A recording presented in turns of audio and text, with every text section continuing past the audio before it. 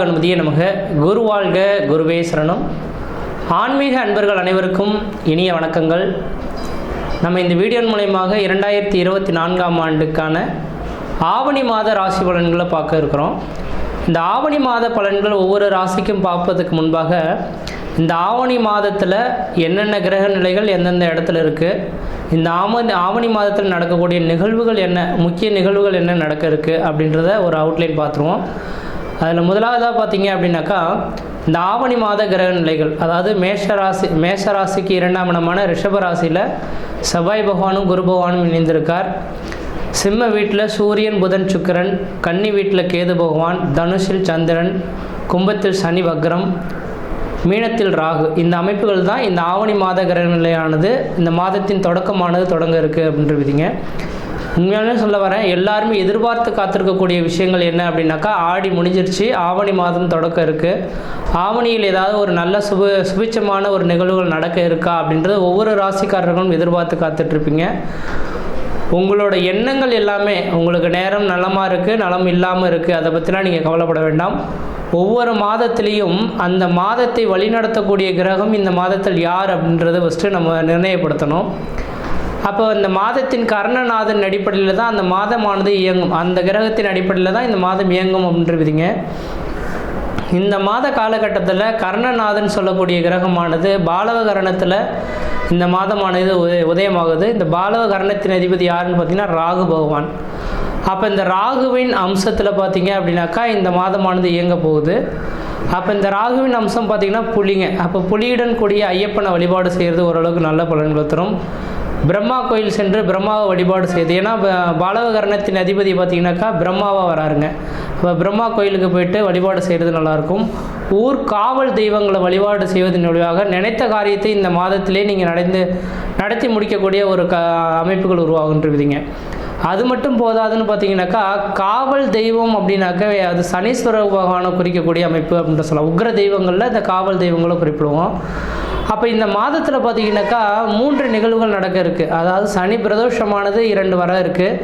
அடுத்தது இந்த ஆவணி மாதத்தில் விநாயகர் சதுர்த்தியானது வர இருக்குங்க. அப்போ சனியின் அம்சமே பார்த்திங்கன்னா விநாயகர் பெருமானுங்க. அப்போ விநாயகர் பெருமானும் விநாயகர் சதுர்த்தியும் இந்த மாதத்தில் வர இருக்குது. அதாவது ஆவணி 1ஆம் தேதி அன்று சனிக்கிழமையானது பிறக்க இருக்குங்க.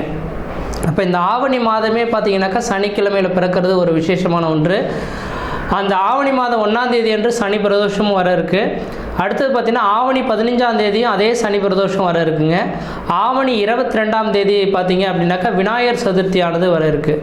அப்போ 3 நிகழ்வுகளுமே சனி பகவானின் மையப்படுத்தி இந்த மாதம் உதயமாகறதுனால சனி பகவானை எந்த அளவுக்கு நீங்கள் வழிபாடு செய்கிறீங்களோ, நீதி நேர்மையோடு செயல்பட போகிறீங்களோ, அந்த அளவுக்கு இந்த மாத காலகட்டங்களானது எல்லா ராசிக்காரர்களும் ஓரளவுக்கு மிகப்பெரிய ஒரு வளர்ச்சிகள் தருன்ற விதிங்க. உண்மையாலே சொல்லப்போனால் மற்ற கிரகங்கள் யோகமான கிரகங்கள்ன்றது சொல்லுவோம். குரு பகவான், சுக்கிர பகவான், புதன் பகவான் அப்படின்றது சொல்லிகிட்டு இருப்போம். அந்த கிரகங்கள் எல்லாமே தனக்கு தேவையானது, அதை கொடுக்க வேண்டிய விஷயங்கள் எதுவாக இருந்தாலும் தங்கு தடையின்றி கொடுக்கும். அதில் சுபகிரகங்கள் வேணால் சொல்லிக்கலாமே தவிர தங்கு தடையின்றி நல்லது கிடைக்கும்னு மட்டும் சொல்லலாம். ஆனால் இந்த சனி பகவானோட அமைப்பில் வந்துட்டோம் அப்படின்னாக்கா நீதிக்கும் நேர்மைக்கும் தவறாத முக்கியமான ஒரு கிரகங்க. உங்களுக்கு என்ன கொடுக்கப்படக்கூடிய நிகழ்வுகளோ, அது நல்லதாக இருந்தாலும் கெட்டதாக இருந்தாலும் தங்கு தடையின்றி கொடுக்கக்கூடிய கிரகங்களாக இந்த சனி பகவான் இருந்துட்டு இருக்கார். இந்த மாதம் ஆவணி மாத பிறப்பானது சனி பகவானை முன்னிறுத்தி நடக்கக்கூடிய ஒரு பிறப்பாக இருக்கலாம். அப்போ நீதி நேர்மைக்கு முக்கியத்துவம் கொடுத்து நடக்கக்கூடிய நபர்களுக்கு எல்லாமே இந்த மாதம் மிகப்பெரிய ஒரு வளர்ச்சிகளை தரும். நீதி நேர்மைக்கு புறம்பாக செயல்படக்கூடிய நபர்களுக்கு தண்டனைகள் அனுபவிக்கக்கூடிய மாதமாகவும் இந்த மாதம் இருந்துகிட்ருக்குன்றீங்க. அப்போ உண்மையாக சொல்லப்போனால் மற்ற கிரகங்களை எல்லாமே மையப்படுத்தி பார்க்கும்போது இந்த மாத காலகட்டங்களானது உலகில் உள்ள மக்கள்கள் பல்லாண்டு காலம் எதிர்பார்த்து காத்துட்ருக்காங்க இல்லைங்களா. குழந்தை பேர், திருமண யோகங்கள், பொருளாதார அபிவிருத்தி, அல்லது பார்த்திங்கனாக்கா தொழில் சார்ந்த விஷயங்கள். ஏன்னா தொழில்காரங்கனே சனி பகவான், வேலையே இல்லாமல் காத்திருக்கக்கூடிய நபர்கள், வேலை வாய்ப்புகள், இது எல்லாமே இந்த மாத காலகட்டத்தில் நினைத்த நபர்களுக்கு நினைத்த காலகட்டத்தில் நடைபெறதுக்கு கிடைக்கிறதுக்கான வாய்ப்புகள் உண்டு. அது ஒவ்வொரு ராசிக்காரர்களும் இந்த மாதத்தின் கிரக நிலைகளை மையப்படுத்தி இந்த சனி பகவானும் எப்படி அதுக்கு தகுந்த மாதிரி இருக்கிறார் அப்படின்றத நம்ம பார்க்க இருக்கிறோம்.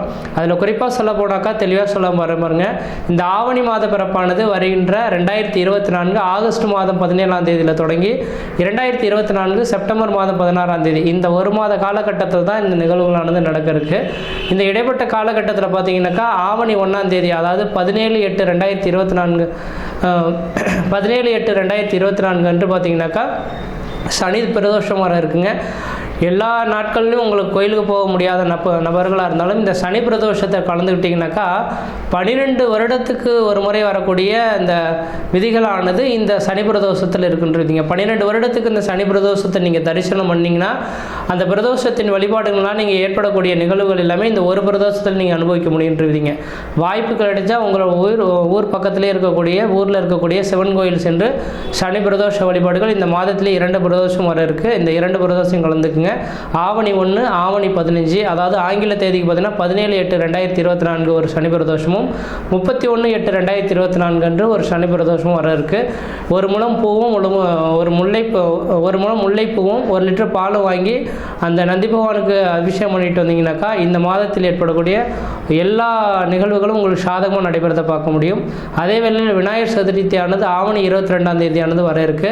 அதாவது செப்டம்பர் மாதம் 7ஆம் தேதிங்க, 2024 செப்டம்பர் 7ஆம் தேதியானது விநாயகர் சதுர்த்தியானது வர இருக்கு. இந்த விநாயகர் சதுர்த்தி வழிபாடுகளையும் விநாயகர் பெருமான வழிபாடு செய்வதன் மூலமாக விநாயகர் இந்த மாதத்தில் வரக்கூடிய சனி பகவானும் சனி பயிற்சியில் சனி பகவான் பார்த்தீங்கன்னா சனி பிரதோஷம் 2 வருது இருக்கு இல்லைங்களா.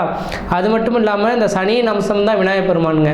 அப்போ விநாயகர் சதுர்த்தி நீங்கள் வழிபாடு செய்துட்டு விநாயகர் சதுர்த்தியில் ஒரு கோரிக்கை எடுத்துங்க, வெகு நாட்களாக இந்த காரியங்கள் எனக்கு நடைபெறாமல் இருக்குது, இந்த காரியங்கள் இந்த மாதத்தில் நடைபெறுமா அப்படின்ற மாதிரி எண்ணி காத்துட்டு இருக்கக்கூடிய நபர்களுக்கெல்லாம் வேண்டுதல்கள் இந்த விநாயகர் சதுர்த்தி என்று ஒரு விநாயகர் கோயில் போயிட்டு வேண்டுதல் எடுத்துட்டீங்கன்னாக்கா அடுத்த 1 வருட காலகட்டத்துக்குள்ளார அந்த நிகழ்வுகள் நடந்தே தீருன்றவிதிங்க. அதனால் இந்த மாதத்தில் பார்த்தீங்கன்னா புலியுடன் கூடிய ஐயப்பனை வழிபாடு செய்யுங்க, உங்களோட ஊர் காவல் தெய்வத்தை வழிபாடு செய்யுங்க. அடுத்தது பார்த்தீங்கன்னா விநாயகர் பெருமான வழிபாடு செய்யுங்க. 2 பிரதோஷத்தை வழிபாடு செய்வதன் மூலமாக இந்த மாதத்தில் வேண்டுதல் எடுக்கக்கூடிய நிகழ்வுகள் இந்த மாதத்திலே கண்குளிர நடக்கிறத பார்க்க முடியும். அடுத்ததாக பார்த்தீங்கன்னாக்கா ஒவ்வொரு ராசிக்கான ராசி பலன்களை நம்ம பார்க்க இருக்கிறோம்.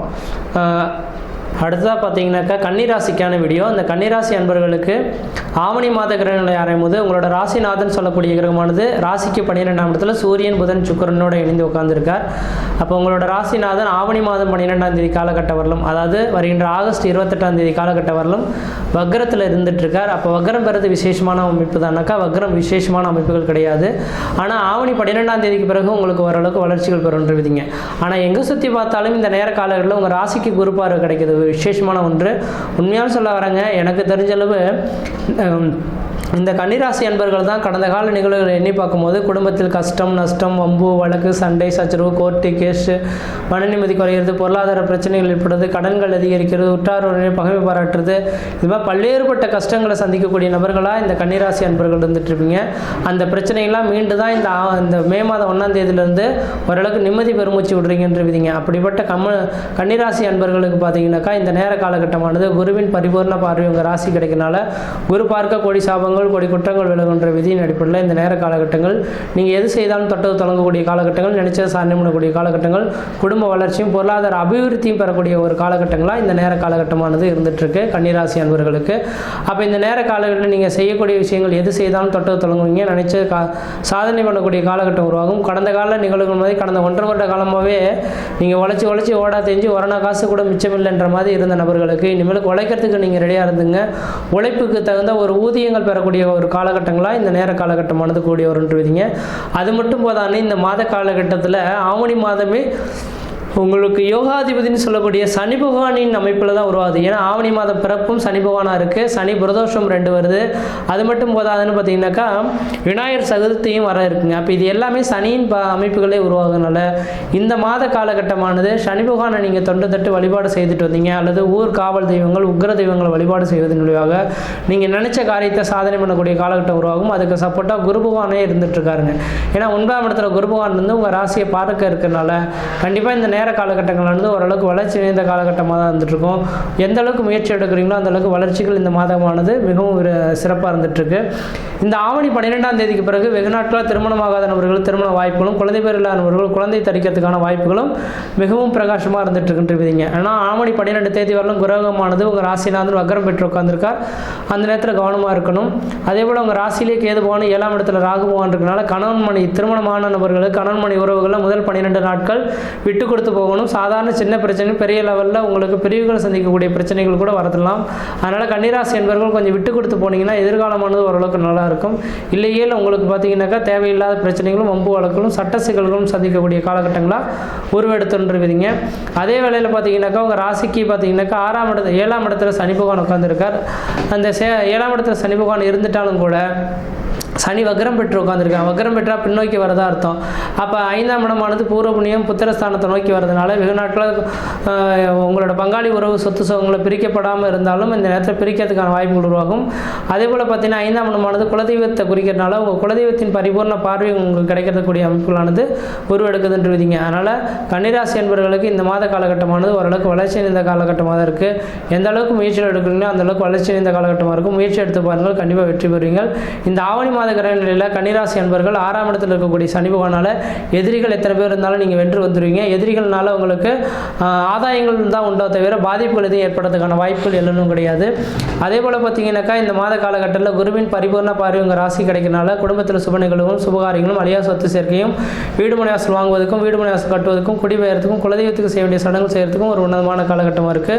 தொழிலில் இருக்கக்கூடிய நபர்கள் யாராக இருந்தாலும் தொழில் வளர்ச்சி, தொழில் மூலமாக லாபங்கள், பொருளாதார அபிவிருத்திகள் பெறக்கூடிய காலகட்டம் உருவாகுன்றீங்க. அதனால் இந்த நேர காலகட்டத்தில் தொழில் வளர்ச்சியும் பெறக்கூடிய காலகட்டங்களாக இருந்துகிட்ருக்குன்றீங்க. அடுத்தது பார்த்தீங்கன்னாக்கா உங்கள் ராசிக்கு பார்த்தீங்கன்னாக்கா 7ஆம் இடத்துல கேது பகவான் லக்னத்திலேயே உங்கள் ராசியிலேயே கேது பகவான் இருக்கனால இந்த நேர காலங்களில் வாய்ப்புகள் கிடைச்சுன்னா தீர்த்த யாத்திரைகளுக்கு போயிட்டு வழிபாடு செய்துட்டு வர்றது ஓரளவுக்கு நல்லாயிருக்கும். காரணம் என்ன அப்படின்னு கேட்டிங்கனாக்கா உங்கள் ராசியிலே கேது பகவான் 7ஆம் இடத்துல ராகு பகவான் இருந்தால் முன்ஜென்ம பாவத்தின் தொகுப்புகள் இன்னும் உங்களை விட்டு விலகி ஓடலன்றீங்க. அப்போ வருகின்ற 2025 மே மாத காலகட்டத்துக்குள்ளார இந்த தீர்த்த யாத்திரைகள் ராமேஸ்வரமோ அல்லது திருச்செந்தூர் முருகப்பெருமான கோயிலுக்கு போயிட்டு பார்த்தீங்கன்னாக்கா அந்த கடலில் குளிச்சுட்டு அங்கே இருக்கக்கூடிய தெய்வத்தை வழிபாடு செய்வதன் மூலமாக முன்ஜென்ம கர்மாவின் பலன்களை முழுமையாக நீங்கள் நீக்கிட்டு வரதுக்கான வாய்ப்புகள் உருவாகுன்றீங்க. அதனால் இந்த நேர காலகட்டமானது ஆவணி மாத கிரகநிலை ஆரம்பும்போது இந்த கன்னிராசி என்பவர்களுக்கு ஓரளவுக்கு வளர்ச்சி தான் இருக்குது. முயற்சி எடுத்து பாருங்கள், கண்டிப்பாக வெற்றி பெறுவீங்க. திருமணமாகாத நபர்கள் திருமண வாய்ப்புகளும் குழந்தை பேர் உருவாகிறதுக்கான ஒரு உன்னதமான காலகட்டமாக இருக்குது. முயற்சி எடுத்து பாருங்கள், கண்டிப்பாக வெற்றி பெறுவீங்கள். நன்றி, வணக்கம்.